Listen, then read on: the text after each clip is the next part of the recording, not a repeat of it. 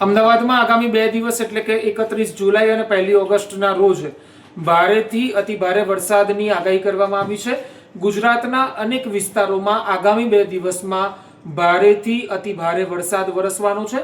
અહીંયા વેધર બતાવી રહ્યું છે વિન્ડી વેબસાઇટ પરથી। હું આપને બતાવવા માંગીશ કે લગભગ આજે રાત્રે 11 વાગ્યાથી જ ગુજરાતની બોર્ડર ઉપર એટલે કે વરસાદની જે સિસ્ટમ છે ગુજરાતમાં એન્ટ્રી લઈ લેશે।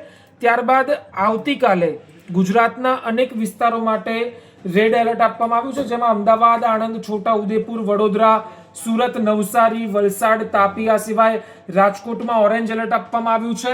સુરેન્દ્રનગર, અમરેલી, ગાંધીનગર, ખેડા, પંચમહાલ, દાહોદ આ તમામ જગ્યાએ ઓરેન્જ એલર્ટ આપવામાં આવ્યું છે। આ સિવાય ગીર સોમનાથ, પોરબંદર, દ્વારકા, જૂનાગઢ સહિતના સૌરાષ્ટ્રના અનેક ભાગોમાં યલો એલર્ટ આપવામાં આવ્યું છે। હું અહીંયા આપને બતાવવા માંગીશ કે આવતીકાલે સવારે 6 વાગ્યાથી જ લગભગ ગુજરાતમાં જે વરસાદી સિસ્ટમ છે એ પ્રવેશી રહી છે। ધીમે ધીમે કરતા એ આગળ વધશે અને સવારે 10 વાગે લગભગ વડોદરાને વરસાદ પોતાના સકંજામાં લેશે એવું અહીંયા સિસ્ટમ સ્પષ્ટપણે બતાવી રહી છે। ત્યારબાદ આગળ જો વાત કરીએ તો સાંજે 6 વાગ્યાની આસપાસ આજે વરસાદનું જે એલર્ટ છે, આ જે વરસાદી સિસ્ટમ છે એ અમદાવાદ તરફ ગતિ કરશે। આ દરમિયાન સૌરાષ્ટ્રના કેટલાક ભાગો, ભાવનગર, મહુવા વગેરે વિસ્તારોમાં પણ વરસાદ વરસવાનો છે। આ સિવાય 1 ઓગસ્ટની જો વાત કરીએ તો 1 ઓગસ્ટે અમદાવાદમાં અતિશય ભારે વરસાદની આગાહી છે।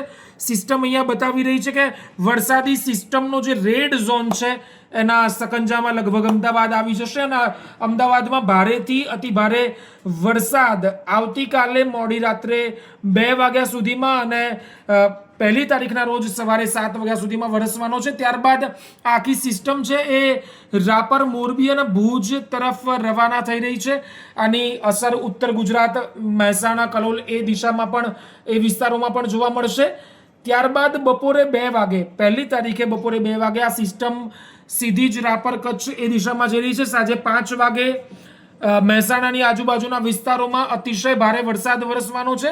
એટલે ટૂંકમાં કહીએ તો આગામી 2 દિવસ હવે દરેક ગુજરાતના લોકોએ સાવચેતી રાખવાની જરૂર છે, કારણ કે આવતીકાલે એટલે કે 31 જુલાઈના રોજ અને 1 ઓગસ્ટના રોજ રાજ્યના અનેક વિસ્તારોમાં ભારેથી અતિ ભારે વરસાદ પડવાનો છે। એમાં મુખ્યત્વે વડોદરા છે, અમદાવાદ છે, મહેસાણા છે।